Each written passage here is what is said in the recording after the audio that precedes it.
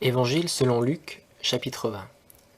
Plusieurs ayant entrepris d'écrire l'histoire des choses dont la vérité a été pleinement établie parmi nous, selon que nous les ont transmises de ceux qui, dès le commencement, les ont vues eux-mêmes, et qui ont été les ministres de la parole, j'ai cru aussi, très excellent Théophile, que je devais te les écrire par ordre, moi qui les ai toutes examinées avec soin, afin que tu reconnaisses la certitude des choses dont tu as été instruit. Au temps d'Hérode, roi de Judée, il y avait un sacrificateur nommé Zacharie, du rang d'Abia. Sa femme était de la race d'Aaron, et elle s'appelait Élisabeth. Ils étaient tous deux justes devant Dieu, et ils suivaient tous les commandements et toutes les ordonnances du Seigneur d'une manière irréprochable. Ils n'avaient point d'enfants, parce qu'Élisabeth était stérile, et qu'ils étaient tous deux avancés en âge. Or, il arriva, comme Zacharie faisait les fonctions de sacrificateur devant Dieu, selon l'ordre de son rang, qu'il eût échu par le sort, selon la coutume de la sacrificature, d'entrer dans le temple du Seigneur pour y offrir les parfums. Et toute la multitude du peuple était dehors en prière à l'heure des parfums. Alors un ange du Seigneur lui apparut, se tenant debout au côté droit de l'autel des parfums. Et Zacharie, le voyant, fut troublé, et la frayeur le saisit. Mais l'ange lui dit, « Zacharie, ne crains point, car ta prière est exaucée, et Élisabeth ta femme t'enfantera un fils, et tu lui donneras le nom de Jean. Il sera pour toi un sujet de joie et de ravissement, et plusieurs se réjouiront de sa naissance. Car il sera grand devant le Seigneur. Il ne boira ni vin, ni boisson forte, et il sera rempli du Saint-Esprit dès le sein de sa mère. Il convertira plusieurs des enfants d'Israël au Seigneur leur Dieu, et il marchera devant lui dans l'esprit et avec la vertu d'Élie, pour tourner les cœurs des pères vers les enfants et les rebelles à la sagesse des justes, afin de préparer au Seigneur un peuple bien disposé. Et Zacharie dit à l'ange, « À quoi connaîtrai-je cela? Car je suis vieux, et ma femme est avancée en âge. » Et l'ange lui répondit, « Je suis Gabriel, qui assiste devant Dieu, et j'ai été envoyé pour te parler et t'annoncer ces bonnes nouvelles. Et voici, tu vas devenir muet, et tu ne pourras parler jusqu'au jour où ces choses arriveront, parce que tu n'as pas cru à mes paroles, qui s'accompliront en leur temps. » Cependant, le peuple attendait Zacharie, et s'étonnait de ce qu'il tardait si longtemps dans le temple. Et quand il fut sorti, il ne pouvait leur parler, et ils connurent qu'il avait eu une vision dans le temple, parce qu'il le leur faisait entendre par des signes, et il demeura muet. Et lorsque les jours de son ministère furent achevés, il s'en alla en sa maison. Quelque temps après, Élisabeth, sa femme, conçut. Elle se cacha durant 5 mois et disait, « C'est là ce que le Seigneur a fait en ma faveur, au jour où il a jeté les yeux sur moi, pour ôter mon opprobre du milieu des hommes. » Or, au 6e mois, Dieu envoya l'ange Gabriel dans une ville de Galilée, appelée Nazareth, à une vierge fiancée à un homme nommé Joseph, de la maison de David. Et cette vierge s'appelait Marie. Et l'ange, étant entré auprès d'elle, lui dit, « Je te salue, toi qui as été reçue en grâce. Le Seigneur est avec toi. Tu es bénie entre les femmes. » Et ayant vu l'ange, elle fut troublée de son discours, et elle pensait en elle-même ce que pouvait être cette salutation. Alors l'ange lui dit, « Marie, ne crains point, car tu as trouvé grâce devant Dieu, et tu concevras, et tu enfanteras un fils, et tu appelleras son nom Jésus. Il sera grand, et sera appelé fils du Très-Haut, et le Seigneur Dieu lui donnera le trône de David son père. Il régnera éternellement sur la maison de Jacob, et il n'y aura point de fin à son règne. » Alors Marie dit à l'ange, « Comment cela se fera-t-il, puisque je ne connais point d'homme ?» Et l'ange lui répondit, « Le Saint-Esprit viendra sur toi, et la puissance du Très-Haut te couvrira de son ombre. C'est pourquoi aussi le saint enfant qui naîtra de toi sera appelé le Fils de Dieu. Et voilà, Élisabeth, ta parente, a aussi conçu un fils en sa vieillesse, et c'est ici le 6e mois de celle qui était appelée stérile. Car rien n'est impossible à Dieu. » Et Marie dit, « Voici la servante du Seigneur, qu'il me soit fait selon ta parole. » Et l'ange se retira d'auprès d'elle. Alors Marie se leva, et s'en alla en hâte au pays des montagnes, dans une ville de Juda. Et, étant entrée dans la maison de Zacharie, elle salua Élisabeth. Et aussitôt qu'Élisabeth eut entendu la salutation de Marie, le petit enfant tressaillit dans son sein, et Élisabeth fut remplie du Saint-Esprit. Et élevant la voix, elle s'écria: « Tu es bénie entre les femmes, et le fruit de ton sein est béni. Et d'où me vient ceci, que la mère de mon Seigneur vienne me visiter? Car la voix de ta salutation n'a pas plutôt frappé mes oreilles que le petit enfant a tressailli de joie dans mon sein.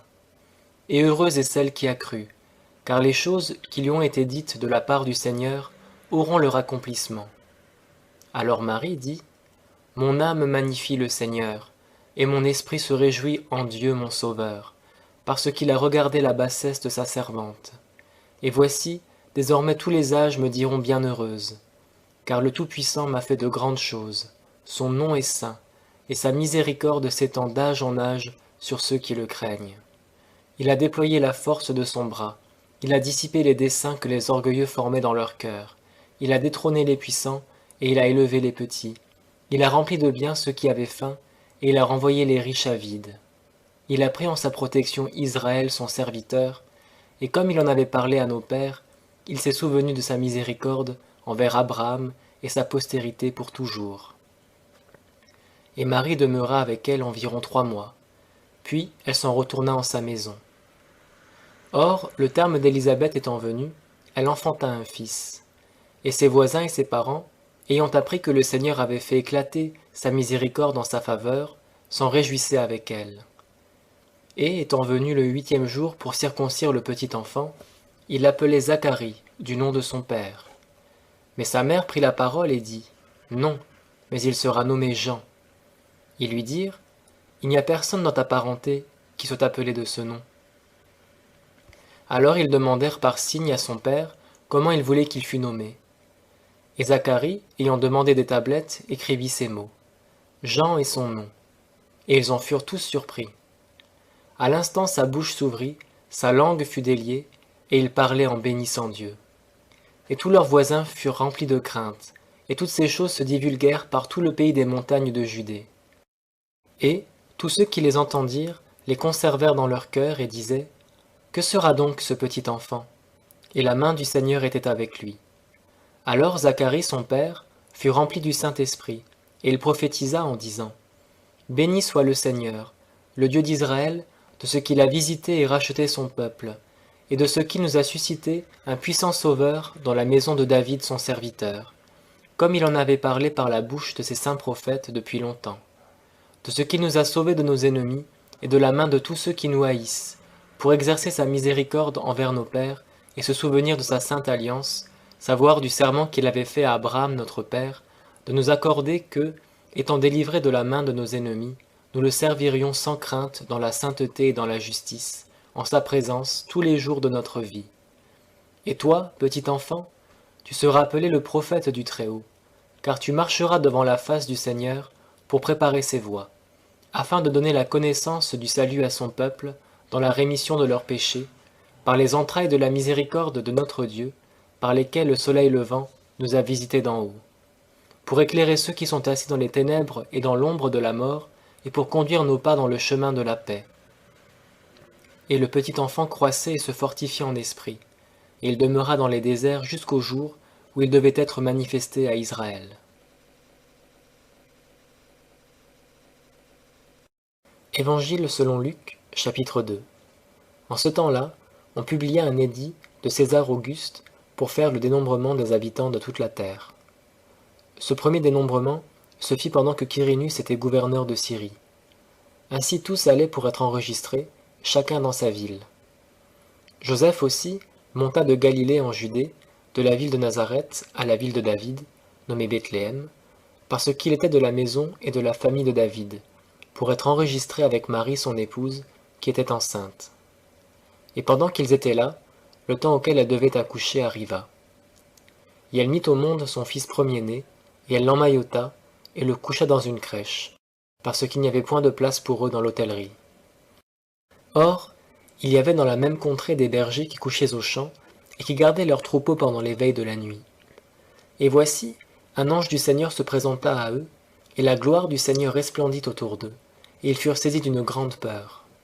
Alors l'ange leur dit: « N'ayez point de peur, car je vous annonce une grande joie, qui sera pour tout le peuple.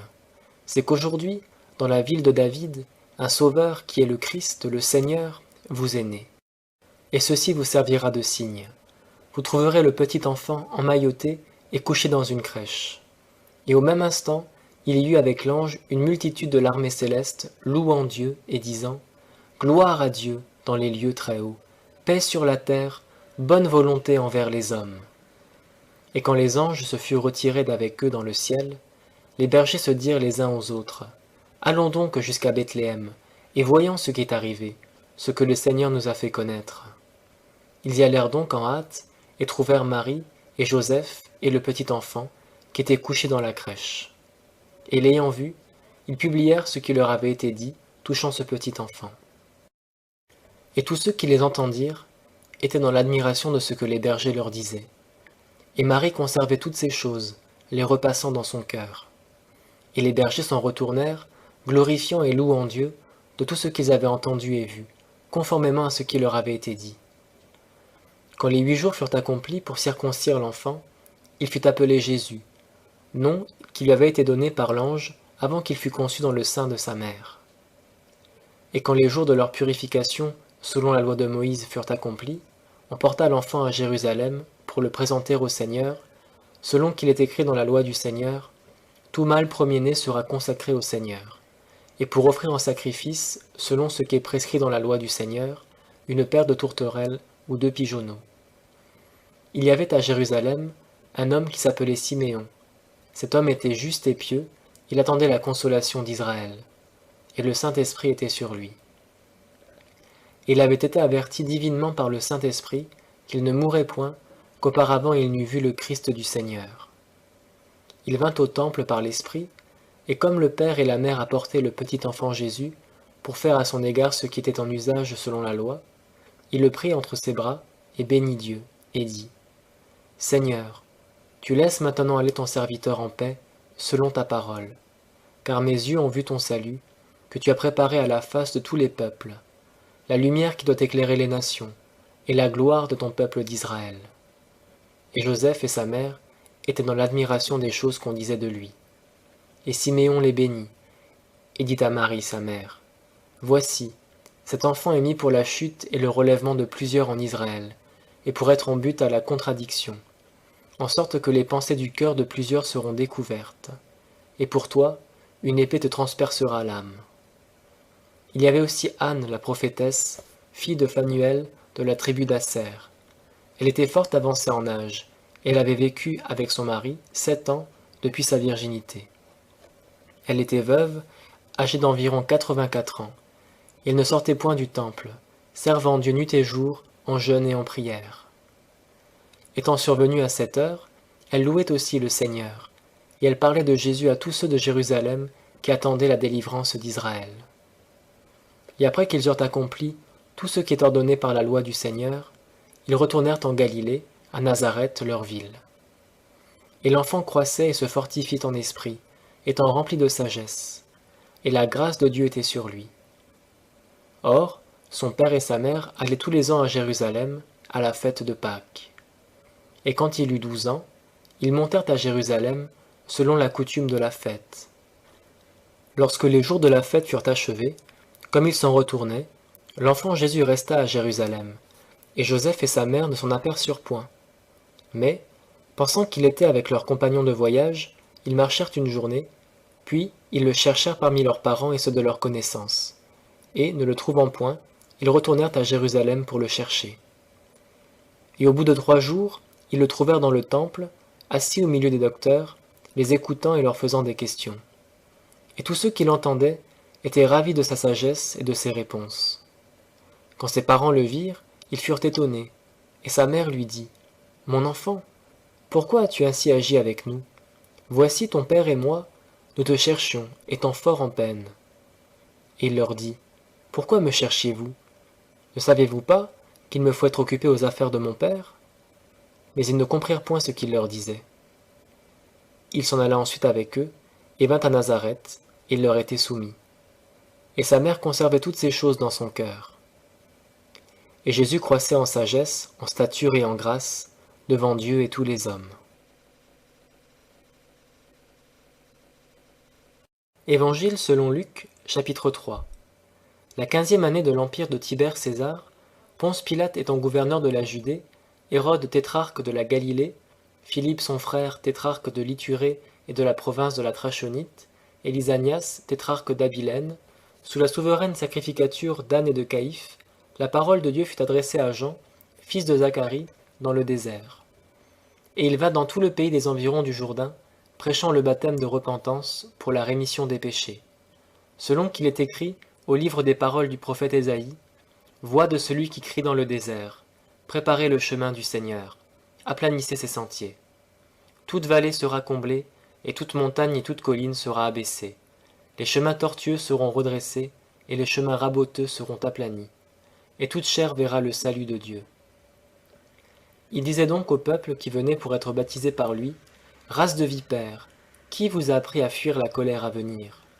Produisez donc des fruits convenables à la repentance, et ne vous mettez point à dire en vous-même, nous avons Abraham pour père, car je vous dis que Dieu peut faire naître de ces pierres des enfants à Abraham. Or, la cognée est déjà mise à la racine des arbres. Tout arbre donc, qui ne produit pas de bons fruits, va être coupé et jeté au feu. » Alors le peuple lui demanda, « Que ferons-nous donc ?» Il leur répondit, « Que celui qui a 2 habits en donne à celui qui n'en a point, et que celui qui a de la nourriture en fasse de même. » Il vint aussi des péagis pour être baptisés, et ils lui dirent, « Maître, que ferons-nous » Et il leur dit, « N'exigez rien au-delà de ce qui vous a été ordonné. » Les gens de guerre lui demandèrent aussi, « Et nous, que ferons-nous » Il leur dit, « N'usez point de violence, ni de tromperie envers personne, mais contentez-vous de votre paye. » Et, comme le peuple était dans l'attente, et que tous se demandaient en leur cœur si Jean ne serait point le Christ, Jean prit la parole et dit à tous, « Pour moi, je vous baptise d'eau, mais il en vient un plus puissant que moi, et je ne suis pas digne de délier la courroie de ses souliers. C'est lui qui vous baptisera du Saint-Esprit et de feu. Il a son vent dans ses mains, il nettoiera parfaitement son aire, et il amassera le froment dans son grenier. Mais il brûlera entièrement la paille, au feu qui ne s'éteint point. » Il adressait encore plusieurs autres exhortations au peuple en lui annonçant l'Évangile. Mais Hérode le tétrarque, ayant été repris par Jean, au sujet d'Hérodias, femme de Philippe, son frère, et de toutes les méchantes actions qu'il avait faites, ajouta encore à toutes les autres celle de faire mettre Jean en prison. Or, comme tout le peuple se faisait baptiser, Jésus fut aussi baptisé. Et pendant qu'il priait, le ciel s'ouvrit, et le Saint-Esprit descendit sur lui sous une forme corporelle, comme une colombe. Et il vint une voix du ciel qui dit, « Tu es mon Fils bien-aimé, en qui j'ai pris plaisir. » Et Jésus était âgé d'environ 30 ans quand il commença, et il était, comme on le croyait, fils de Joseph, d'Élie, de Mathat, de Lévi, de Melchi, de Jana, de Joseph, de Mattati, d'Amos, de Nahum, d'Élie, de Nagé, de Math, de Mattati, de Sémeï, de Joseph, de Juda, de Johanna, de Réza, de Zorobabel, de Salatiel, de Néri, de Melchi, d'Adi, de Kosam, d'Elmodam, de Er, de José, d'Éliézer, de Jorim, de Mathat, de Lévi, de Siméon, de Juda, de Joseph, de Jonan, d'Eliakim, de Méléa, de Maïnan, de Matata, de Nathan, de David, de Jessé, d'Obed, de Bouz, de Salomon, de Naasson, d'Aminadab, d'Aram, d'Esrom, de Pharez, de Juda, de Jacob, d'Isaac, d'Abraham, de Taré, de Nachor, de Sarug, de Ragu, de Phaleg, de Héber, de Sala, de Caïnan, d'Arpaxad, de Sem, de Noé, de Lamech, de Mathusala, d'Enoch, de Jared, de Malalel, de Caïnan, d'Énos, de Seth, d'Adam, fils de Dieu. Évangile selon Luc, chapitre 4. Jésus, rempli du Saint-Esprit, revint du Jourdain, et fut conduit par l'Esprit dans le désert, où il fut tenté par le diable pendant 40 jours, et il ne mangea rien durant ces jours-là. Mais après qu'ils furent passés, il eut faim. Alors le diable lui dit, « Si tu es le Fils de Dieu, commande à cette pierre qu'elle devienne du pain. » Et Jésus lui répondit, Il est écrit, l'homme ne vivra pas seulement de pain, mais de toute parole de Dieu. Ensuite, le diable le mena sur une haute montagne et lui fit voir en un moment tous les royaumes du monde. Et le diable lui dit, je te donnerai toute cette puissance et la gloire de ces royaumes, car elle m'a été donnée, et je la donne à qui je veux. Si donc tu te prosternes devant moi, toutes choses seront à toi. Mais Jésus lui répondit, arrière de moi, Satan, car il est écrit, tu adoreras le Seigneur ton Dieu, et tu le serviras lui seul. Il le mena aussi à Jérusalem, et il le mit sur le haut du temple, et lui dit, si tu es le Fils de Dieu, jette-toi d'ici en bas, car il est écrit qu'il ordonnera à ses anges d'avoir soin de toi pour te garder, et qu'ils te porteront dans leurs mains, de peur que ton pied ne heurte contre quelque pierre. Mais Jésus lui répondit, il est dit, tu ne tenteras pas le Seigneur ton Dieu. Et le diable, ayant achevé toute la tentation, se retira de lui pour un temps. Et Jésus s'en retourna en Galilée, par le mouvement de l'Esprit, et sa réputation courut par tout le pays d'alentour. Car il enseignait dans leur synagogue, et il était honoré de tout le monde. Et Jésus vint à Nazareth, où il avait été élevé, et il entra selon sa coutume, le jour du sabbat dans la synagogue, et il se leva pour lire. Et on lui présenta le livre du prophète Ésaïe, et, ayant déroulé le livre, il trouva l'endroit où il était écrit « L'Esprit du Seigneur est sur moi, c'est pourquoi il m'a oint pour annoncer l'Évangile aux pauvres. Il m'a envoyé pour guérir ceux qui ont le cœur brisé, pour publier la liberté aux captifs, et le recouvrement de la vue aux aveugles, pour renvoyer libres ceux qui sont dans l'oppression, et pour publier l'année favorable du Seigneur. » Et, ayant replié le livre, et l'ayant rendu au ministre, il s'assit. Et les yeux de tous, dans la synagogue, étaient arrêtés sur lui. Alors il commença à leur dire, « Cette parole de l'Écriture est accomplie aujourd'hui, et vous l'entendez. » Tous lui rendaient témoignage, et admiraient les paroles de grâce qui sortaient de sa bouche, et il disait, « N'est-ce pas le fils de Joseph ?» Et il leur dit, « Vous me direz sans doute ce proverbe, « Médecin, guéris-toi toi-même, fais aussi ici, dans ta patrie, tout ce que nous avons entendu dire que tu as fait à Capernaum. » Mais il dit, « Je vous dis en vérité que nul prophète n'est reçu dans sa patrie. Je vous dis en vérité, il y avait plusieurs veuves en Israël au temps d'Élie, lorsque le ciel fut fermé 3 ans et 6 mois, tellement qu'il y eut une grande famine par tout le pays. Néanmoins, Élie ne fut envoyé chez aucune d'elles, si ce n'est chez une femme, veuve de Sarepta, en Sidon. Il y avait aussi plusieurs lépreux en Israël, au temps d'Élisée le prophète. Toutefois, aucun d'eux ne fut guéri, si ce n'est Naaman le Syrien. Et ils furent tous remplis de colère dans la synagogue en entendant ces choses. Et, s'étant levés, ils le chassèrent de la ville et le menèrent jusqu'au sommet escarpé de la montagne sur laquelle leur ville était bâtie, pour le précipiter. Mais lui, passant au milieu d'eux, s'en alla. Et il descendit chez les gens de Capernaum, ville de Galilée, et il les enseignait les jours de sabbat. Et ils étaient étonnés de sa doctrine, car il parlait avec autorité. Or, il y avait dans la synagogue un homme possédé d'un esprit immonde, qui s'écria à voix haute. « Ah, qu'y a-t-il entre nous et toi, Jésus de Nazareth? Es-tu venu pour nous perdre? Je sais qui tu es, le Saint de Dieu. » Et Jésus, le menaçant, lui dit, « Tais-toi, et sors de cet homme. » Et le démon, après l'avoir renversé au milieu de l'assemblée, sortit de lui, sans lui faire aucun mal. Ils en furent tous épouvantés, et ils disaient entre eux, « Qu'est-ce que ceci? » Il commande avec autorité et avec puissance aux esprits immondes, et ils sortent. Et sa réputation se répandit dans tous les quartiers du pays d'alentour. Jésus, étant sorti de la synagogue, entra dans la maison de Simon. Or, la belle-mère de Simon avait une fièvre violente, et ils le prièrent en sa faveur. S'étant donc penché sur elle, il commanda à la fièvre, et la fièvre la quitta. Et aussitôt elle se leva, et les servit. Quand le soleil fut couché, tous ceux qui avaient des malades atteints de diverses maladies les lui amenèrent, et il les guérit en imposant les mains à chacun d'eux. Les démons sortaient aussi de plusieurs, criant et disant, « Tu es le Christ, le Fils de Dieu. » Mais il les censurait et ne leur permettait pas de dire qu'ils sussent qu'il était le Christ. Et, dès que le jour parut, il sortit et alla dans un lieu désert, et une multitude de gens qui le cherchaient vinrent jusqu'à lui, et ils voulaient le retenir, afin qu'il ne les quittât pas. Mais il leur dit, « Il faut que j'annonce aussi le royaume de Dieu aux autres villes, car c'est pour cela que j'ai été envoyé. » Et il prêchait dans les synagogues de la Galilée. Évangile selon Luc, chapitre 5. Comme Jésus était sur le bord du lac de Génézareth, la foule se jetait sur lui pour entendre la parole de Dieu.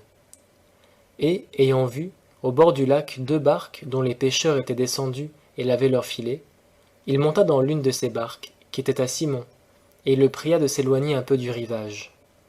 Et, s'étant assis, il enseignait le peuple de dessus la barque.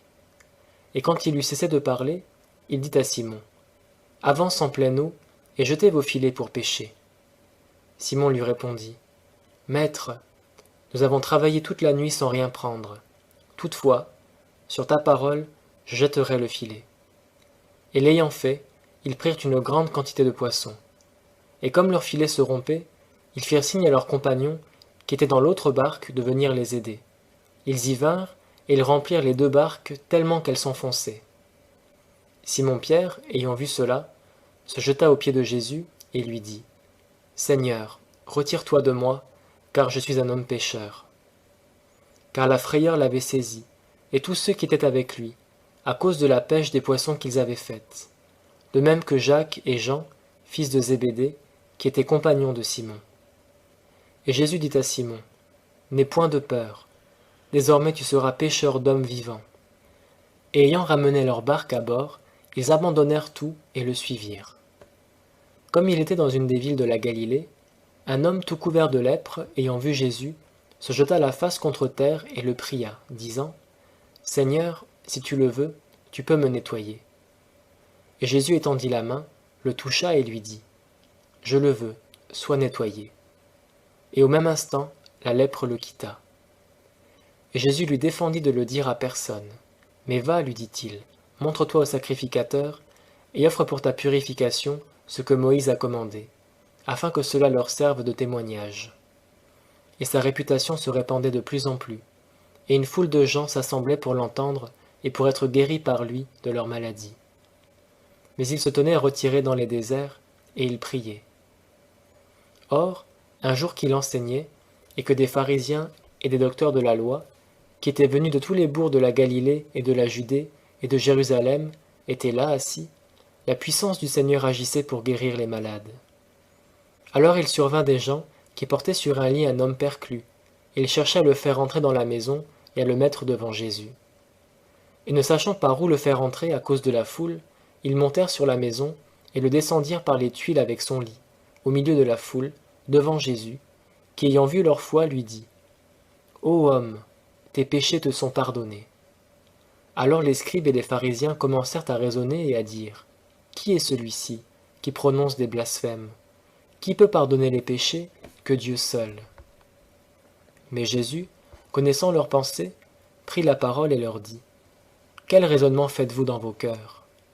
Lequel est le plus aisé de dire, « Tes péchés te sont pardonnés » ou de dire, « Lève-toi et marche » Or, afin que vous sachiez que le Fils de l'homme a sur la terre le pouvoir de pardonner les péchés, « Lève-toi, dit-il au paralytique, je te le dis, emporte ton lit et t'en vas dans ta maison. » Et à l'instant il se leva en leur présence. Il emporta le lit sur lequel il avait été couché et s'en alla dans sa maison, donnant gloire à Dieu. Et ils furent tous saisis d'étonnement, et ils glorifiaient Dieu. Ils furent remplis de crainte et ils disaient, « Nous avons vu aujourd'hui des choses étranges. » Après cela il sortit, et il vit un péager nommé Lévi, assis au bureau des impôts. Et il lui dit, « Suis-moi. » Et lui, quittant tout, se leva et le suivit. Et Lévi lui fit un grand festin dans sa maison, et un grand nombre de péagers et d'autres gens étaient à table avec eux. Et ceux d'entre eux qui étaient scribes et pharisiens murmuraient et disaient à ses disciples, « Pourquoi mangez-vous et buvez-vous avec des péagers et des gens de mauvaise vie ?» Et Jésus, prenant la parole, leur dit, « Ce ne sont pas ceux qui sont en santé qui ont besoin de médecins, mais ceux qui se portent mal. Je suis venu appeler à la repentance non les justes, mais les pécheurs. » Ils lui dirent aussi, « Pourquoi les disciples de Jean jeûnent-ils souvent et font-ils des prières, de même que ceux des pharisiens, au lieu que les tiens mangent et boivent ?» Il leur dit, « Pouvez-vous faire jeûner les amis de l'époux, pendant que l'époux est avec eux? Mais des jours viendront où l'époux leur sera ôté, alors ils jeûneront en ces jours. » Il leur dit aussi une parabole. « Personne ne met une pièce d'un habit neuf à un vieil habit. Autrement, le neuf déchire le vieux, et la pièce prise du neuf ne s'accorde pas avec le vieux. Personne non plus ne met le vin nouveau dans de vieux vaisseaux. Autrement le vin nouveau romprait les vaisseaux et se répandrait, et les vaisseaux seraient perdus. Mais le vin nouveau se met dans des vaisseaux neufs, et les deux se conservent ensemble. Et il n'y a personne qui, buvant du vin vieux, en veuille aussitôt du nouveau, car dit-il, le vieux est meilleur. »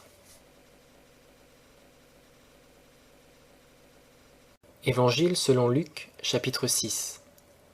Il arriva, pendant le sabbat second premier, que Jésus passait par des blés, et ses disciples arrachaient des épis, et les froissant entre leurs mains, les mangeaient. Et quelques-uns des pharisiens leur dirent, « Pourquoi faites-vous ce qui n'est pas permis de faire les jours de sabbat ?»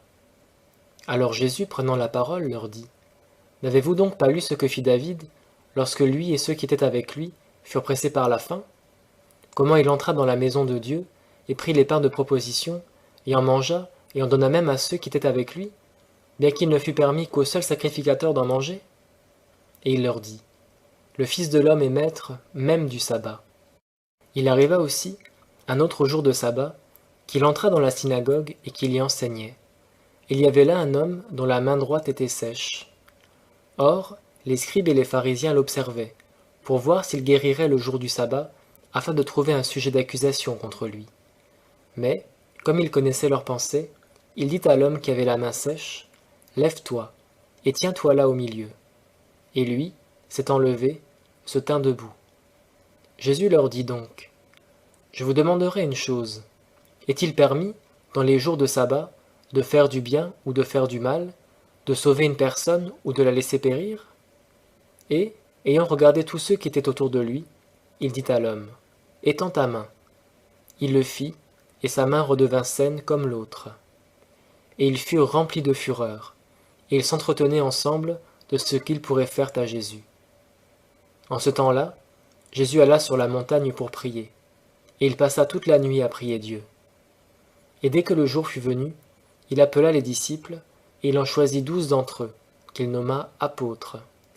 Simon, qu'il nomma aussi Pierre, et André son frère, Jacques et Jean, Philippe et Barthélemy, Matthieu et Thomas, Jacques fils d'Alphée, et Simon appelé le Zélé, Jude frère de Jacques, et Judas l'Iscariote, qui fut celui qui le trahit. Étant ensuite descendu avec eux, il s'arrêta dans une plaine avec la troupe de ses disciples, et une grande multitude de peuple de toute la Judée et de Jérusalem, et de la contrée maritime de Tyr et de Sidon, qui étaient venus pour l'entendre et pour être guéris de leur maladie. Et ceux qui étaient tourmentés des esprits immondes étaient aussi guéris. Et toute la multitude tâchait de le toucher, parce qu'il sortait de lui une vertu qui les guérissait tous. Alors Jésus, levant les yeux vers ses disciples, dit, « Heureux vous qui êtes pauvres, parce que le royaume de Dieu est à vous. Heureux vous qui avez faim maintenant, parce que vous serez rassasiés. Heureux vous qui pleurez maintenant, parce que vous serez dans la joie. Vous serez heureux lorsque les hommes vous haïront, vous chasseront, vous diront des outrages et rejetteront votre nom comme mauvais à cause du Fils de l'homme. Réjouissez-vous en ce temps-là et tressaillez de joie, parce que votre récompense sera grande dans le ciel. Car c'est ainsi que leur Père traitait les prophètes. Mais malheur à vous, riches, parce que vous avez reçu votre consolation. Malheur à vous qui êtes rassasiés, parce que vous aurez faim. Malheur à vous qui riez maintenant, car vous vous lamenterez et vous pleurerez. Malheur à vous, lorsque tous les hommes diront du bien de vous, car leur Père en faisait de même aux faux prophètes. Mais je vous dis, à vous qui m'écoutez, aimez vos ennemis, faites du bien à ceux qui vous haïssent, bénissez ceux qui vous maudissent, et priez pour ceux qui vous outragent. À celui qui te frappe sur une joue, présente aussi l'autre, et à celui qui t'ôte ton manteau, ne refuse pas ta tunique. Donne à quiconque te demande, et si quelqu'un t'ôte ce qui est à toi, ne le redemande pas. Et ce que vous voulez que les hommes vous fassent, faites-le leur aussi de même. Car si vous n'aimez que ceux qui vous aiment, quel gré vous en saura-t-on, puisque les gens de mauvaise vie aiment aussi ceux qui les aiment. Et si vous ne faites du bien qu'à ceux qui vous font du bien, quel gré vous en saura-t-on, puisque les gens de mauvaise vie font la même chose? Et si vous ne prêtez qu'à ceux de qui vous espérez de recevoir, quel gré vous en saura-t-on, puisque les gens de mauvaise vie prêtent aussi aux gens de mauvaise vie, afin d'en recevoir la pareille? Mais aimez vos ennemis, faites du bien, et prêtez sans en rien espérer, et votre récompense sera grande, et vous serez les enfants du Très-Haut, parce qu'il est bon envers les ingrats et les méchants. Soyez donc miséricordieux, comme aussi votre Père est miséricordieux. Ne jugez point, et vous ne serez point jugés. Ne condamnez point, et vous ne serez point condamnés. Pardonnez, et on vous pardonnera. Donnez, et on vous donnera. On vous donnera dans votre sein une bonne mesure, pressée et secouée, et qui débordera, car on vous mesurera de la mesure dont vous vous servez envers les autres. Il leur disait aussi une parabole. Un aveugle peut-il conduire un autre aveugle?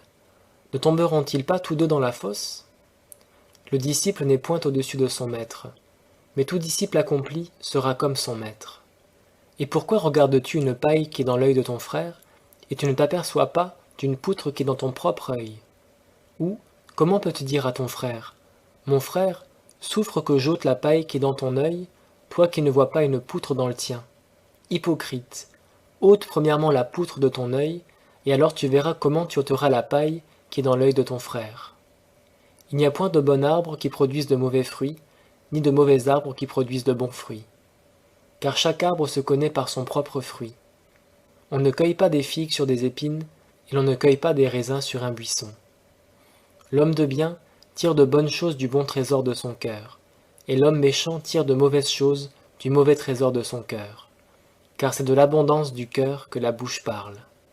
Pourquoi donc m'appelez-vous Seigneur, Seigneur, tandis que vous ne faites pas ce que je dis? Je vous montrerai à qui ressemble tout homme qui vient à moi, et qui écoute mes paroles, et qui les met en pratique. Il est semblable à un homme qui bâtit une maison, et qui, ayant fouillé et creusé profondément, en a posé le fondement sur le roc. Et l'inondation est venue, le torrent a donné avec violence contre cette maison, mais il n'a pu l'ébranler, parce qu'elle était fondée sur le roc. Mais celui qui écoute et qui ne met pas en pratique est semblable à un homme qui a bâti sa maison sur la terre, sans fondement. Le torrent a donné avec violence contre elle, et aussitôt elle est tombée, et la ruine de cette maison-là a été grande. Évangile selon Luc, chapitre 7. Après que Jésus eut achevé tous ses discours devant le peuple qui l'écoutait, il entra dans Capernaum. Or, le serviteur d'un centenier, auquel il était fort cher, étant malade, allait mourir. Et le centenier, ayant entendu parler de Jésus, envoya vers lui des anciens des Juifs pour le prier de venir guérir son serviteur. Ceux-ci, étant donc venus vers Jésus, le prièrent instamment, disant : « Il est digne que tu lui accordes cela, car il aime notre nation, et c'est lui qui nous a fait bâtir la synagogue. » Jésus donc s'en alla avec eux. Et comme déjà il n'était plus loin de la maison, le centenier envoya vers lui des amis, lui dire : « Seigneur, ne t'incommode point, car je ne mérite pas que tu entres sous mon toit. C'est pourquoi je ne me suis pas jugé digne moi-même d'aller vers toi, mais dis une parole, et mon serviteur sera guéri. Car, quoique je sois un homme soumis à la puissance d'autrui, j'ai sous moi des soldats, et je dis à l'un : va, et il va, et à l'autre : viens, et il vient, et à mon serviteur : fais ceci, et il le fait. » Jésus, ayant entendu cela, admira le centenier, et se tournant, il dit à la troupe qui le suivait : « Je vous dis que je n'ai pas trouvé une si grande foi, même en Israël. » Et, quand ceux qui avaient été envoyés furent de retour à la maison, ils trouvèrent le serviteur qui avait été malade, se portant bien. Le jour suivant, Jésus allait à une ville appelée Naïn, et plusieurs de ses disciples et une grande troupe allaient avec lui. Et comme il approchait de la porte de la ville, voici on portait en terre un mort, fils unique de sa mère, qui était veuve. Et il y avait avec elle un grand nombre de gens de la ville. Et le Seigneur, l'ayant vue, fut touché de compassion pour elle, et lui dit : « Ne pleure point. » Et, s'étant approché, il toucha la bière, et ceux qui la portaient s'arrêtèrent. Et il dit : « Jeune homme, je te le dis, lève-toi. » Et le mort s'assit et commença à parler. Et Jésus le rendit à sa mère. Et la crainte les saisit tous, et ils glorifièrent Dieu, en disant, « Un grand prophète s'est élevé parmi nous, et Dieu a visité son peuple. » Et ce propos se répandit par toute la Judée, et dans tout le pays d'alentour. Or, toutes ces choses furent rapportées à Jean par ses disciples. Et Jean appela 2 de ses disciples et les envoya vers Jésus pour lui dire, « Es-tu celui qui devait venir, ou devons-nous en attendre un autre ?» Ces hommes donc, étant venus vers Jésus, lui dirent, « Jean-Baptiste nous a envoyés vers toi pour te dire, « Es-tu celui qui devait venir, ou devons-nous en attendre un autre ?» Or, à cette même heure, Jésus guérit plusieurs personnes de leurs maladies, de leurs infirmités et des malins esprits, et il rendit la vue à plusieurs aveugles.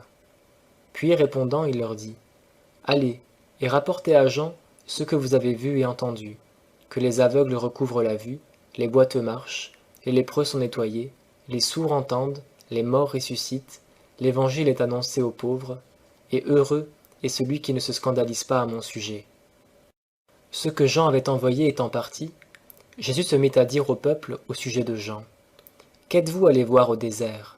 Un roseau agité du vent? Mais qu'êtes-vous allé voir? Un homme vêtu d'habits précieux? Voilà, ceux qui sont magnifiquement vêtus et qui vivent dans les délices sont dans les maisons des rois. Mais qu'êtes-vous allé voir? Un prophète? Oui, vous dis-je, et plus qu'un prophète. C'est celui de qui il est écrit, « Voici, j'envoie mon messager devant ta face, qui préparera le chemin devant toi. » Car je vous dis qu'entre ceux qui sont nés de femmes, il n'y a point de prophète plus grand que Jean-Baptiste, et cependant, le plus petit dans le royaume de Dieu est plus grand que lui. Et tout le peuple qui l'a entendu et les péagers ont justifié Dieu, ayant été baptisés du baptême de Jean. Mais les pharisiens et les docteurs de la loi, ne s'étant pas fait baptiser par lui, ont rejeté pour leur perte le dessein de Dieu. Alors le Seigneur dit, « À qui donc comparerai-je les hommes de cette génération, et à qui ressemblent-ils? Ils ressemblent aux enfants assis dans la place publique, et qui crient les uns aux autres et disent, « Nous vous avons joué de la flûte, et vous n'avez point dansé. Nous nous sommes lamentés, et vous n'avez point pleuré. Car Jean-Baptiste est venu, ne mangeant point de pain, et ne buvant point de vin, et vous dites, il a un démon. Le Fils de l'homme est venu, mangeant et buvant, et vous dites, voilà un mangeur et un buveur, un ami des péagers et des gens de mauvaise vie. Mais la sagesse a été justifiée par tous ses enfants. » Un pharisien, ayant prié Jésus de manger chez lui, il entra dans la maison du pharisien et se mit à table.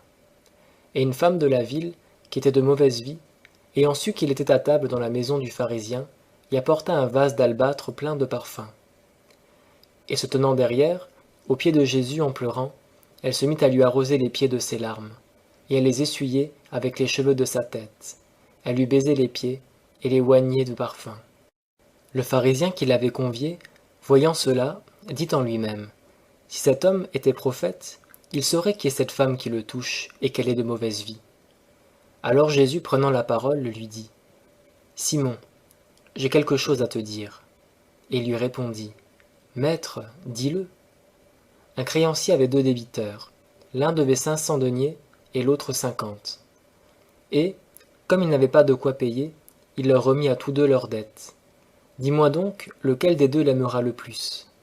Simon répondit, « J'estime que c'est celui à qui il a le plus remis. » Jésus lui dit, « Tu as fort bien jugé. » Alors, se tournant vers la femme, il dit à Simon, « Vois-tu cette femme? Je suis entré dans ta maison, et tu ne m'as point donné d'eau pour me laver les pieds, mais elle a arrosé mes pieds de larmes, et les a essuyés avec ses cheveux. Tu ne m'as point donné de baiser, mais elle, depuis que je suis entré, n'a cessé de me baiser les pieds. Tu n'as point oint ma tête d'huile, mais elle a oint mes pieds d'une huile odoriférante. C'est pourquoi je te le dis, ses péchés qui sont en grand nombre lui ont été pardonnés, car elle a beaucoup aimé. Mais celui à qui on pardonne peu, aime peu. » Puis il dit à la femme, « Tes péchés te sont pardonnés. » Et ceux qui étaient à table avec lui se mirent à dire en eux-mêmes, « Qui est celui-ci qui même pardonne les péchés ?» Mais il dit à la femme, « Ta foi t'a sauvée, va-t'en en paix. » Évangile selon Luc, chapitre 8.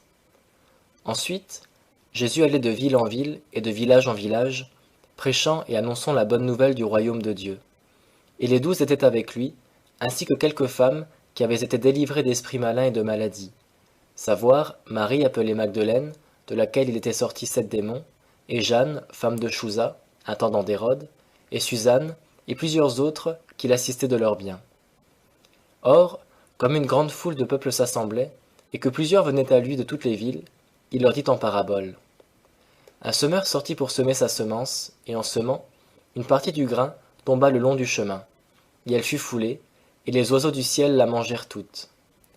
Et une autre partie tomba sur un endroit pierreux, et quand elle fut levée, elle sécha, parce qu'elle n'avait point d'humidité. Et une autre partie tomba parmi les épines, et les épines levèrent avec le grain, et l'étouffèrent. Et une autre partie tomba dans une bonne terre, et étant levée, elle rendit du fruit, 100 pour 1.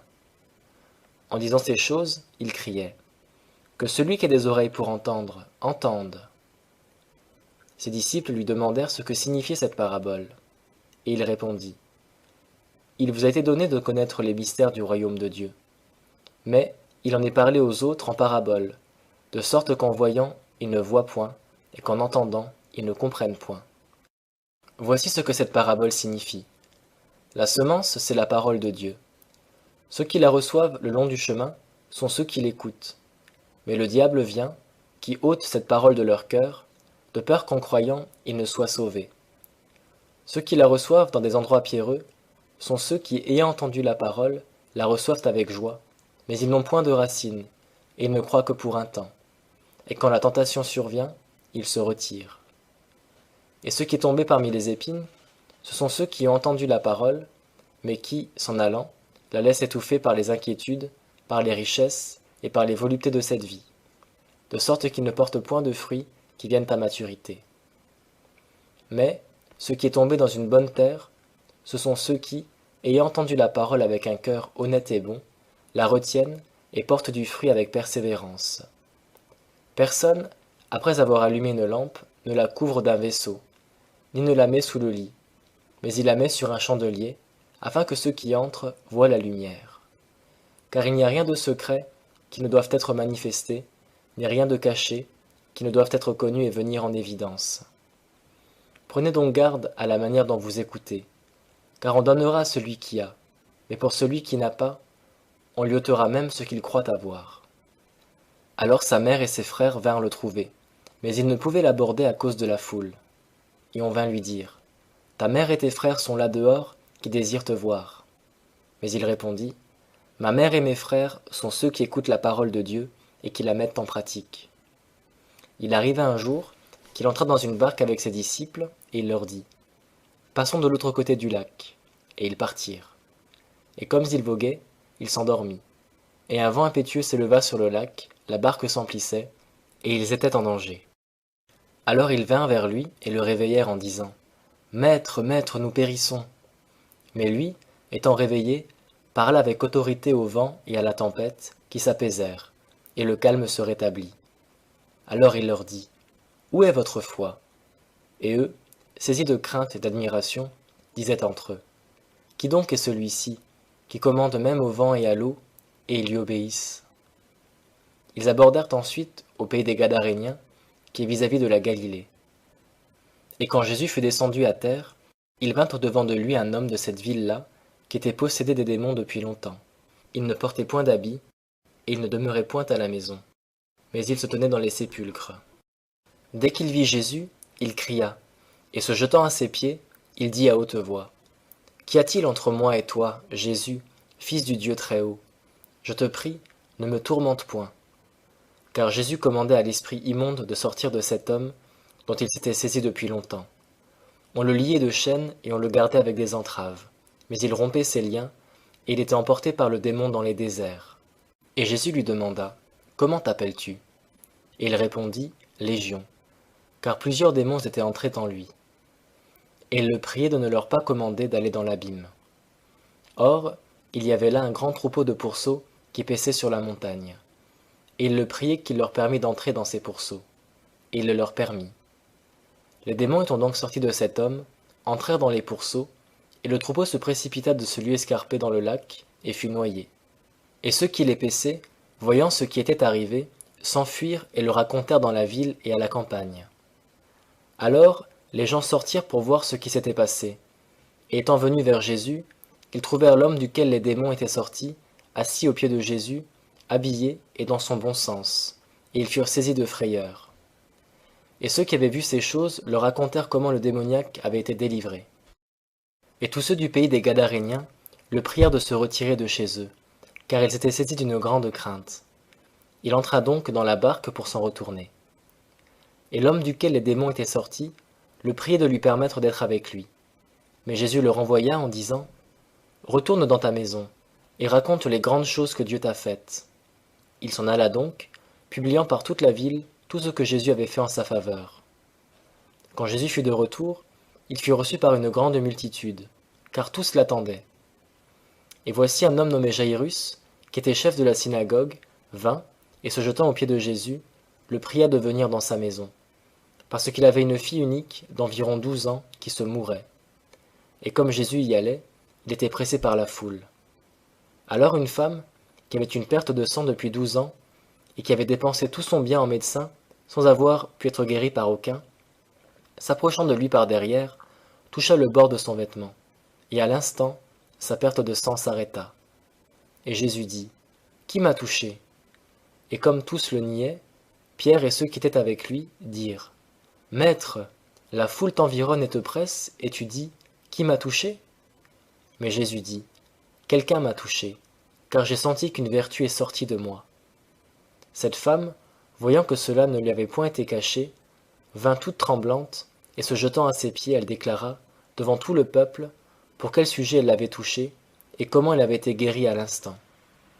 Et Jésus lui dit, « Ma fille, rassure-toi, ta foi t'a guérie, va-t'en en paix. » Comme il parlait encore, quelqu'un vint de chez le chef de la synagogue, qui lui dit, « Ta fille est morte, ne fatigue pas le maître. » Mais Jésus, l'ayant entendu, dit à Jaïrus, « Ne crains point, crois seulement, et elle sera guérie. » Et quand il fut arrivé dans la maison, il ne laissa entrer personne que Pierre, Jacques et Jean, et le père et la mère de la fille. Et tous pleuraient et se lamentaient à cause d'elle, mais il dit, « Ne pleurez point, elle n'est pas morte, mais elle dort. » Et ils se moquaient de lui, sachant qu'elle était morte. Mais, les ayant tous fait sortir, il la prit par la main, et il cria, « Enfant, lève-toi !» Et son esprit revint. Elle se leva à l'instant, et il commanda qu'on lui donnât à manger. Et ses parents furent tout étonnés, mais il leur défendit de dire à personne ce qui était arrivé.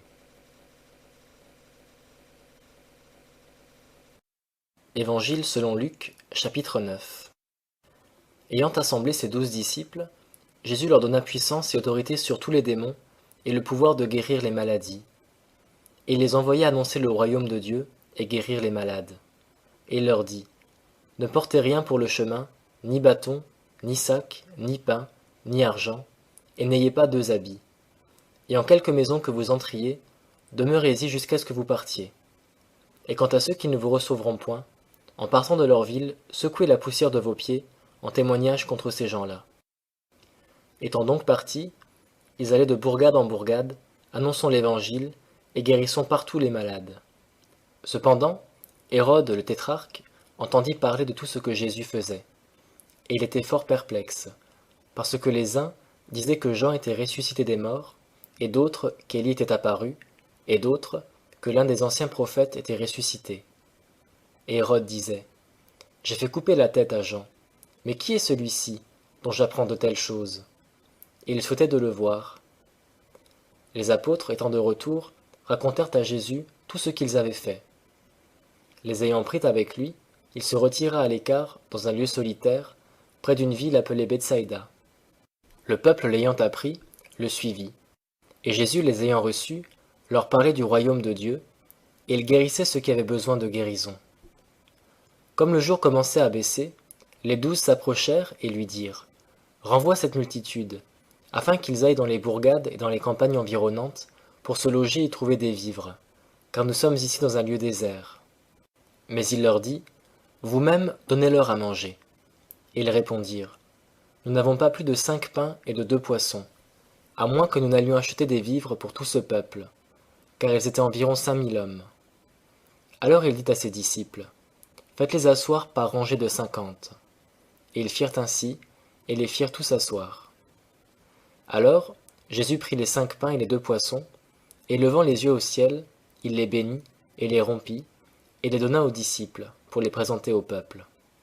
Tous en mangèrent et furent rassasiés, et on emporta 12 paniers pleins des morceaux qui restèrent. Il arriva, comme il priait en particulier, et que les disciples étaient avec lui, qu'il leur demanda, « Qui disent les foules que je suis ?» Eux répondant dirent, « Les uns disent Jean-Baptiste, les autres Élie, et les autres que quelqu'un des anciens prophètes est ressuscité. » Et vous, leur dit-il, qui dites-vous que je suis? Et Pierre répondit, tu es le Christ de Dieu. Mais il leur défendit sévèrement de le dire à personne, ajoutant, il faut que le Fils de l'homme souffre beaucoup, et qu'il soit rejeté par les anciens, les principaux sacrificateurs et les scribes, et qu'il soit mis à mort, et qu'il ressuscite le 3e jour. Or, il disait à tous, si quelqu'un veut venir après moi, qu'il renonce à lui-même, qu'il se charge chaque jour de sa croix, et qu'il me suive. Car quiconque voudra sauver sa vie la perdra, mais quiconque perdra sa vie pour l'amour de moi, celui-là la sauvera. Et que servirait-il à un homme de gagner tout le monde s'il se détruisait ou se perdait lui-même? Car si quelqu'un a honte de moi et de mes paroles, le Fils de l'homme aura honte de lui quand il viendra dans sa gloire et dans celle du Père et des saints anges. Et je vous le dis en vérité, il y a quelques-uns de ceux qui sont ici présents qui ne mourront point qu'ils n'aient vu le royaume de Dieu. Environ 8 jours après ces discours, Jésus prit avec lui Pierre, Jean et Jacques, et monta sur une montagne pour prier. Et pendant qu'il priait, son visage parut tout autre, et ses habits devinrent blancs et resplendissants comme un éclair. Et voici 2 hommes s'entretenaient avec lui. C'étaient Moïse et Élie, qui apparurent avec gloire, et parlaient de sa mort qu'il devait accomplir à Jérusalem. Et Pierre, et ceux qui étaient avec lui, étaient accablés de sommeil. Et quand ils furent réveillés, ils virent sa gloire et les 2 hommes qui étaient avec lui. Et comme ces hommes se séparaient de Jésus, Pierre lui dit, « Maître, il est bon que nous demeurions ici. Faisons-y 3 tentes, une pour toi, une pour Moïse et une pour Élie. » Car ils ne savaient pas bien ce qu'il disait. Il parlait encore, lorsqu'une nuée les couvrit. Et comme elle les enveloppait, les disciples furent saisis de frayeur. Et une voix sortit de la nuée, qui dit, « C'est ici mon Fils bien-aimé, écoutez-le. » Et comme la voix se faisait entendre, Jésus se trouva seul. Et ses disciples gardèrent le silence, et ne dirent rien alors à personne de ce qu'ils avaient vu. Le jour suivant, comme il descendait de la montagne, une grande troupe vint au-devant de Jésus. Et un homme de la troupe s'écria et dit, « Maître, je te prie, jette les yeux sur mon fils, car c'est mon unique. » Un esprit se saisit de lui, et aussitôt il jette de grands cris. Puis l'esprit l'agite violemment, le fait écumer, et à peine le quitte-t-il après l'avoir tout brisé. Et j'ai prié tes disciples de le chasser, mais ils n'ont pu. Et Jésus répondant dit, « Ô race incrédule et perverse, jusqu'à quand serai-je avec vous, et vous supporterai-je? Amène ici ton fils. » Et comme il approchait, le démon le terrassa, et l'agita violemment. Mais Jésus reprit fortement l'esprit immonde, et guérit l'enfant, et le rendit à son père. Et tous furent étonnés de la puissance magnifique de Dieu. Et comme ils étaient tous dans l'admiration de tout ce que Jésus faisait, il dit à ses disciples, « Pour vous, écoutez bien ces paroles. Le Fils de l'homme doit être livré entre les mains des hommes. » Mais ils n'entendaient point cette parole.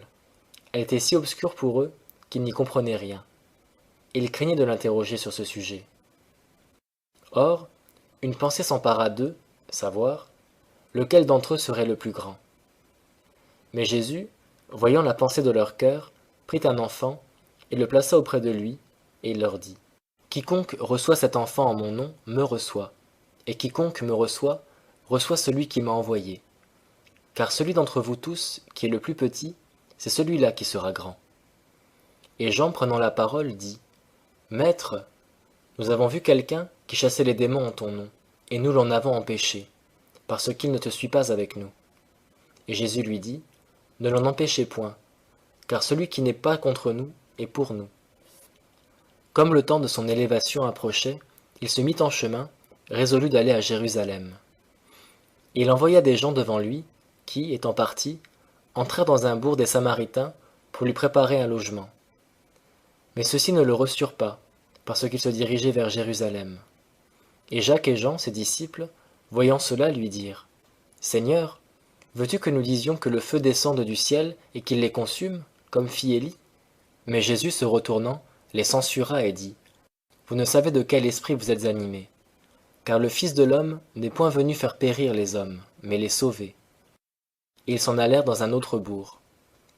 Comme ils étaient en chemin, un homme lui dit, « Je te suivrai, Seigneur, partout où tu iras. » Mais Jésus lui dit, « Les renards ont des tanières, et les oiseaux du ciel des nids, mais le Fils de l'homme n'a pas où reposer sa tête. » Ils disent à un autre, « Suis-moi. » Et celui-ci répondit, « Seigneur, permets que j'aille auparavant ensevelir mon Père. » Jésus lui dit, « Laisse les morts ensevelir leurs morts, mais toi, va annoncer le royaume de Dieu. » Un autre lui dit aussi, « Je te suivrai, Seigneur, mais permets-moi de prendre auparavant congé de ceux qui sont dans ma maison. » Mais Jésus lui répondit, « Celui qui met la main à la charrue et regarde derrière lui n'est point propre au royaume de Dieu. » Évangile selon Luc, chapitre 10. Après cela, le Seigneur établit encore 70 autres disciples, et il les envoya 2 à 2 devant lui, dans toutes les villes et dans tous les lieux où lui-même devait aller. Et il leur disait, « La moisson est grande, mais il y a peu d'ouvriers. Priez donc le maître de la moisson d'envoyer des ouvriers dans sa moisson. Allez, je vous envoie comme des agneaux au milieu des loups. Ne portez ni bourse, ni sac, ni souliers, et ne saluez personne en chemin. Et dans quelque maison que vous entriez, dites en entrant, la paix soit sur cette maison. S'il y a là un enfant de paix, votre paix reposera sur lui. Sinon, elle retournera à vous. Et demeurez dans cette maison, mangeant et buvant de ce qu'on vous donnera, car l'ouvrier est digne de son salaire. Ne passez point d'une maison à une autre maison. Et dans quelque ville que vous entriez, si l'on vous y reçoit, mangez de ce qu'on vous présentera. Guérissez les malades qui s'y trouveront, et dites-leur, le royaume de Dieu s'est approché de vous. Mais, dans quelque ville que vous entriez, si l'on ne vous reçoit pas, sortez dans les rues et dites, nous secouons contre vous la poussière qui s'est attachée à nous dans votre ville. Sachez pourtant que le règne de Dieu s'est approché de vous. Je vous dis qu'en ce jour-là, le sort de Sodome sera plus supportable que celui de cette ville-là. Malheur à toi, Chorazin, malheur à toi, Bethsaïda, car si les miracles qui ont été faits au milieu de vous avaient été faits à Tyr et à Sidon, il y a longtemps qu'elles se seraient converties en prenant le sac et la cendre. C'est pourquoi le sort de Tyr et de Sidon sera plus supportable au jugement que le vôtre. Et toi, Capernaum, qui as été élevé jusqu'au ciel, tu seras abaissé jusqu'en enfer. Qui vous écoute, m'écoute, et qui vous rejette, me rejette, et qui me rejette, rejette celui qui m'a envoyé. Or, les 70 disciples revinrent avec joie, disant, « Seigneur, les démons même nous sont assujettis en ton nom. » Et il leur dit, « Je voyais Satan tomber du ciel comme un éclair. Voici, je vous donne le pouvoir de marcher sur les serpents, sur les scorpions, et sur toutes les forces de l'ennemi, et rien ne pourra vous nuire.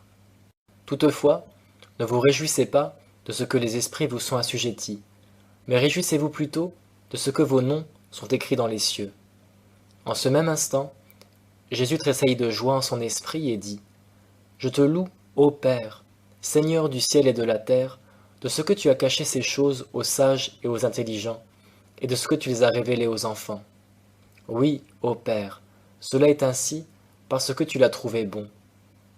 Toutes choses m'ont été données par mon Père, et nul ne connaît qui est le Fils que le Père, ni qui est le Père que le Fils, et celui à qui le Fils le voudra révéler. » Puis, se tournant vers ses disciples, il leur dit en particulier, « Heureux les yeux qui voient ce que vous voyez, car je vous dis que plusieurs prophètes et plusieurs rois ont désiré de voir ce que vous voyez et ne l'ont point vu, et d'entendre ce que vous entendez et ne l'ont point entendu. » Alors un docteur de la loi se leva et dit à Jésus pour l'éprouver, « Maître, Que faut-il que je fasse pour hériter de la vie éternelle ?»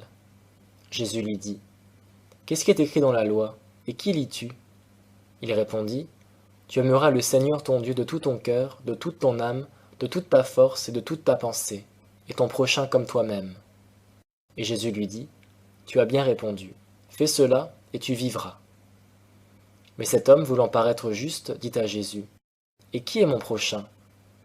Et Jésus, reprenant la parole, dit, « Un homme descendit de Jérusalem à Jéricho, et tomba entre les mains des brigands qui le dépouillèrent. Et après l'avoir blessé de plusieurs coups, ils s'en allèrent, le laissant à demi-mort. Or, il se rencontra qu'un sacrificateur descendait par ce chemin-là, et ayant vu cet homme, il passa outre. Un Lévite étant aussi venu dans le même endroit, et le voyant, passa outre. Mais un Samaritain, passant son chemin, vint vers cet homme, et le voyant, il fut touché de compassion. Et s'approchant, il banda ses plaies, et il y versa de l'huile et du vin. Puis il le mit sur sa monture, et le mena à une hôtellerie, et prit soin de lui. Le lendemain, en partant, il tira 2 deniers d'argent, et les donna à l'hôte, et lui dit, « Aie soin de lui, et tout ce que tu dépenseras de plus, je te le rendrai à mon retour. » Lequel donc de ces 3 te semble avoir été le prochain de celui qui est tombé entre les mains des voleurs? Le docteur dit, « C'est celui qui a exercé la miséricorde envers lui. » Jésus donc lui dit, « Va, et fais la même chose. » Comme ils étaient en chemin, il entra dans un bourg, et une femme nommée Marthe le reçut dans sa maison. Elle avait une sœur nommée Marie, qui, se tenant assise aux pieds de Jésus, écoutait sa parole. Et Marthe était distraite par divers soins du ménage. Étant survenue, elle dit, « Seigneur, ne considères-tu point que ma sœur me laisse servir toute seule? Dis-lui donc qu'elle m'aide. » Et Jésus lui répondit, « Marthe, Marthe, tu te mets en peine et tu t'agites pour beaucoup de choses, mais une seule est nécessaire. Et Marie a choisi la bonne part, qui ne lui sera point ôtée. » Évangile selon Luc, chapitre 11. Un jour que Jésus était en prière en un certain lieu, après qu'il eut achevé, un de ses disciples lui dit, « Seigneur, enseigne-nous à prier, comme Jean l'a aussi enseigné à ses disciples. » Et il leur dit, « Quand vous priez, dites, « Notre Père qui es aux cieux, ton nom soit sanctifié, ton règne vienne, ta volonté soit faite sur la terre comme au ciel.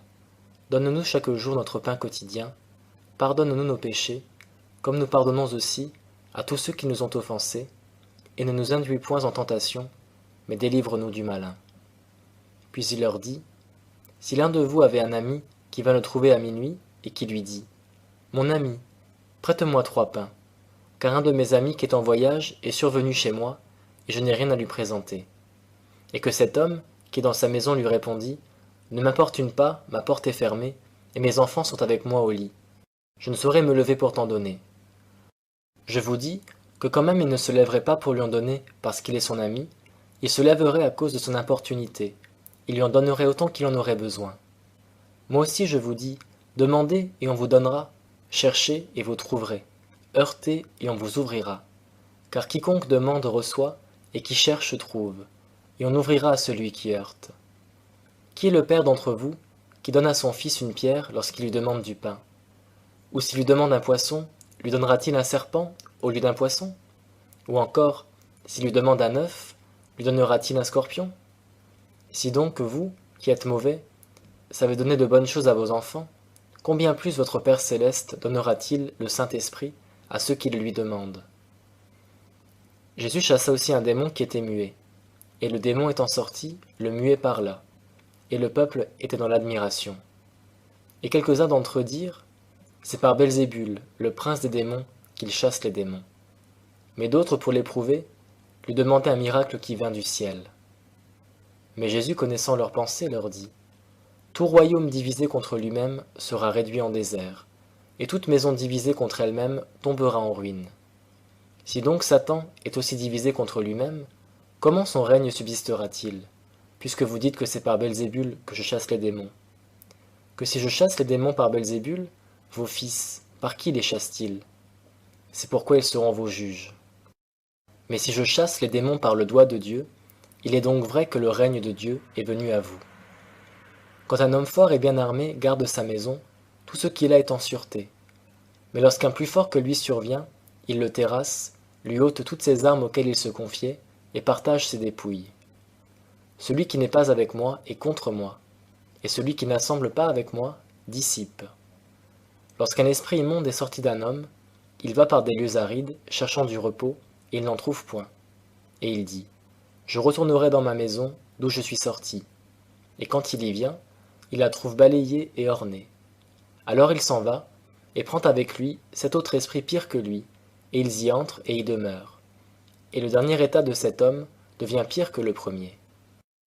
Comme il disait ces choses, une femme de la foule éleva sa voix et lui dit, « Heureux les flancs qui t'ont porté, et les mamelles qui t'ont allaité. » Mais plutôt, reprit Jésus, « Heureux ceux qui écoutent la parole de Dieu et qui la mettent en pratique. » Comme le peuple s'amassait en foule, Jésus se mit à dire, « Cette race est méchante, elle demande un miracle.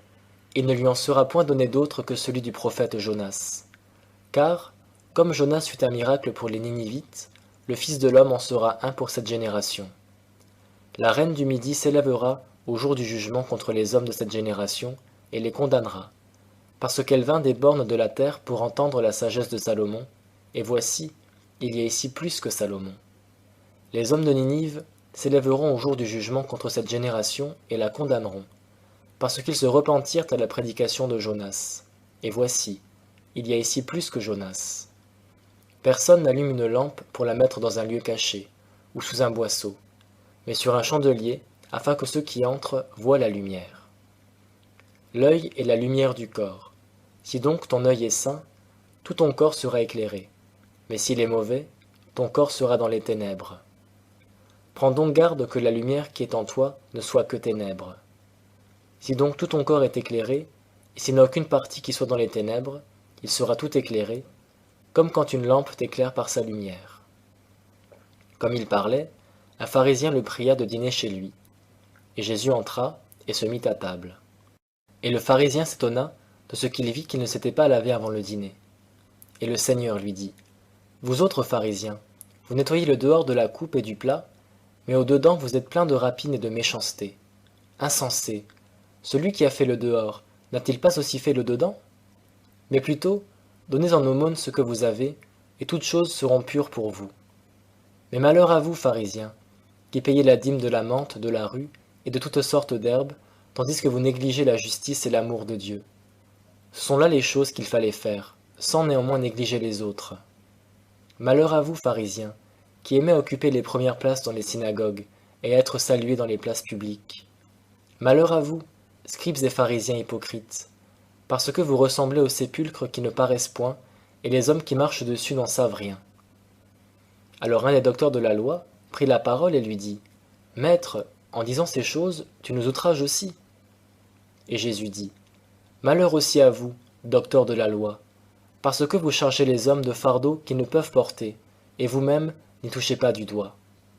Malheur à vous, parce que vous bâtissez des sépulcres des prophètes que vos pères ont fait mourir. Vous êtes donc les témoins et les complices des actions de vos pères, car ils ont fait mourir les prophètes et vous bâtissez leurs tombeaux. C'est pourquoi aussi la sagesse de Dieu a dit, « Je leur enverrai des prophètes et des messagers, et ils feront mourir les uns et persécuteront les autres, afin que le sang de tous les prophètes qui a été répandu dès la création du monde soit redemandé à cette génération, depuis le sang d'Abel jusqu'au sang de Zacharie, qui fut tué entre l'autel et le temple. Oui, vous dis-je, il sera redemandé à cette génération. Malheur à vous, docteurs de la loi, parce qu'ayant pris la clé de la connaissance, vous n'y êtes point entrés vous-même, et vous avez encore empêché d'y entrer ceux qui voulaient le faire. » Et comme il disait cela, les scribes et les pharisiens se mirent à le presser fortement et à le faire parler sur plusieurs choses, lui tendant des pièges, et cherchant à tirer quelque chose de sa bouche, afin de l'accuser. Évangile selon Luc, chapitre 12. Cependant, le peuple s'étant assemblé par milliers, tellement qu'ils se foulaient les uns les autres, il se mit à dire à ses disciples, « Gardez-vous sur toute chose du levain des pharisiens, qui est l'hypocrisie. Car il n'y a rien de caché qui ne doive être découvert, ni rien de secret qui ne doive être connu. C'est pourquoi les choses que vous aurez dites dans les ténèbres seront entendues dans la lumière, et ce que vous aurez dit à l'oreille dans les chambres sera prêché sur les maisons. Et je vous dis, à vous mes amis, Ne craignez point ceux qui tuent le corps, et qui après cela ne peuvent rien faire de plus. Mais je vous montrerai qui vous devez craindre. Craignez celui qui, après avoir ôté la vie, a le pouvoir d'envoyer dans la géhenne. Oui, je vous le dis, c'est celui-là que vous devez craindre. Ne vend-on pas 5 petits passereaux pour 2 pittes? Cependant, Dieu n'en oublie pas un seul. Et même tous les cheveux de votre tête sont comptés. Ne craignez donc point. Vous valez plus que beaucoup de passereaux. Or, je vous le dis, quiconque me confessera devant les hommes, le Fils de l'homme le confessera aussi devant les anges de Dieu. Mais celui qui me reniera devant les hommes sera renié devant les anges de Dieu. Et quiconque aura parlé contre le Fils de l'homme, il lui sera pardonné. Mais à celui qui aura blasphémé contre le Saint-Esprit, il ne sera point pardonné. Quand on vous mènera dans les synagogues et devant les magistrats et les autorités, ne vous mettez point en peine de quelle manière vous répondrez pour votre défense, ni de ce que vous aurez à dire, car le Saint-Esprit vous enseignera en ce même instant ce qu'il faudra dire. Alors quelqu'un de la troupe lui dit, « Maître, dis à mon frère qu'il partage avec moi notre héritage. » Mais Jésus lui répondit, « Ô homme, qui m'a établi pour être votre juge ou pour faire vos partages ?» Puis il leur dit, « Gardez-vous avec soin de l'avarice, car quoique les biens abondent à quelqu'un, il n'a pas la vie par ses biens. » Et il leur dit cette parabole. Les terres d'un homme riche avaient rapporté avec abondance. Il raisonnait en lui-même, disant, « Que ferai-je, car je n'ai pas assez de place pour serrer ma récolte. Voici, dit-il, ce que je ferai. J'abattrai mes greniers, et j'en bâtirai de plus grands, et j'y amasserai toute ma récolte et tous mes biens. Puis je dirai à mon âme, « Mon âme, tu as beaucoup de biens en réserve pour plusieurs années. Repose-toi, mange, bois, et te réjouis. » Mais Dieu lui dit, « Insensé, cette nuit même, ton âme te sera redemandée. Et ce que tu as amassé, pour qui sera-t-il? » Il en est ainsi de celui qui amasse des biens pour lui-même, et qui n'est point riche en Dieu. Alors, il dit à ses disciples, « C'est pourquoi, je vous dis, ne soyez point en souci pour votre vie, de ce que vous mangerez, ni pour votre corps, de quoi vous serez vêtus. La vie est plus que la nourriture, et le corps plus que le vêtement. Considérez les corbeaux, ils ne sèment ni ne moissonnent, et ils n'ont point de cellier ni de grenier, et Dieu les nourrit. Combien ne valez-vous pas plus que des oiseaux? Et qui de vous peut par ses inquiétudes ajouter une coudée à sa taille? Si donc vous ne pouvez pas même les plus petites choses, pourquoi vous inquiétez-vous du reste? Considérez comment les lys croissent. Ils ne travaillent ni ne filent. Cependant, je vous dis que Salomon même, dans toute sa gloire, n'a point été vêtu comme l'un d'eux. Que si Dieu revêt ainsi une herbe, qui est aujourd'hui dans les champs, et qui demain sera jetée dans le four, combien plus vous revêtira-t-il, gens de petite foi? Et ne vous mettez point en peine de ce que vous mangerez, ou de ce que vous boirez, et n'ayez point l'esprit inquiet. Car ce sont les nations du monde qui recherchent toutes ces choses, et votre Père sait que vous en avez besoin. Cherchez plutôt le royaume de Dieu, et toutes ces choses vous seront données par-dessus. Ne crains point, petit troupeau, car il a plu à votre Père de vous donner le royaume. Vendez ce que vous avez, et le donnez en aumône. Faites-vous des bourses qui ne s'usent point, un trésor dans les cieux qui ne manque jamais, d'où les voleurs n'approchent point, et où la teigne ne gâte rien. Car où est votre trésor, là aussi sera votre cœur. Que vos reins soient sains et vos lampes allumées. Et soyez comme des hommes qui attendent que leur maître revienne des noces, afin que quand il viendra et qu'il heurtera à la porte, il y ouvre aussitôt. Heureux ces serviteurs que le maître trouvera veillant quand il arrivera. Je vous dis en vérité, qu'il se scindra, qu'il les fera mettre à table, et qu'il viendra les servir. Que s'il arrive à la seconde ou à la troisième veille, et qu'il les trouve dans cet état, heureux ces serviteurs-là. Vous savez que si un père de famille était averti à quelle heure un larron doit venir, il veillerait et ne laisserait pas percer sa maison. Vous donc aussi soyez prêts, car le Fils de l'homme viendra à l'heure que vous ne penserez point. Alors Pierre lui dit, « Seigneur, est-ce pour nous que tu dis cette parabole, ou est-ce aussi pour tous ?» Et le Seigneur dit, « Quel est donc le dispensateur fidèle et prudent, que le maître a établi sur ses domestiques, pour leur donner au temps marqué la mesure ordinaire de blé? Heureux ce serviteur que son maître trouvera faisant ainsi, quand il arrivera. Je vous dis en vérité, qu'il établira sur tout ce qu'il a. Mais si ce serviteur dit en son cœur, « Mon maître tarde à venir », et qu'il se mette à battre les serviteurs et les servantes, à manger, à boire et à s'enivrer, le maître de ce serviteur viendra au jour qu'il n'attend pas, et à l'heure qu'il ne sait pas, et le séparera, et lui donnera sa part avec les infidèles. Le serviteur qui a connu la volonté de son maître, et qui ne s'est pas tenu prêt et n'a pas fait cette volonté, sera battu de plusieurs coups. Mais celui qui ne l'a point connu, et qui a fait des choses dignes de châtiment, sera battu de peu de coups. Il sera beaucoup redemandé à quiconque il aura été beaucoup donné, et on exigera plus de celui à qui on aura beaucoup confié. Je suis venu mettre le feu sur la terre, et qu'ai-je à désirer s'il est déjà allumé? Mais je dois être baptisé d'un baptême, et combien ne suis-je pas pressé jusqu'à ce qu'il s'accomplisse? Pensez-vous que je sois venu apporter la paix sur la terre? Non, vous dis-je, mais la division, car désormais dans une maison, ils seront 5, divisés 3 contre 2 et 2 contre 3. Le père sera divisé d'avec le fils, et le fils d'avec le père, la mère d'avec la fille, et la fille d'avec la mère, la belle-mère d'avec la belle-fille, et la belle-fille d'avec la belle-mère. Il disait encore au peuple, « Quand vous voyez une nuée qui se lève du côté d'Occident, vous dites aussitôt, il va pleuvoir, et cela arrive ainsi. Et quand le vent du midi souffle, vous dites, il fera chaud, et cela arrive. Hypocrite, vous savez discerner l'aspect de la terre et du ciel. Comment donc ne discernez-vous pas ce temps-ci? Et pourquoi ne discernez-vous pas aussi par vous-même ce qui est juste? Or, quand tu vas devant le magistrat avec ta partie adverse, tâche en chemin de sortir d'affaire avec elle, de peur qu'elle ne te traîne devant le juge, que le juge ne te livre au sergent, et que le sergent ne te mette en prison. Je te dis que tu ne sortiras point de là, que tu n'aies payé jusqu'à la dernière obole.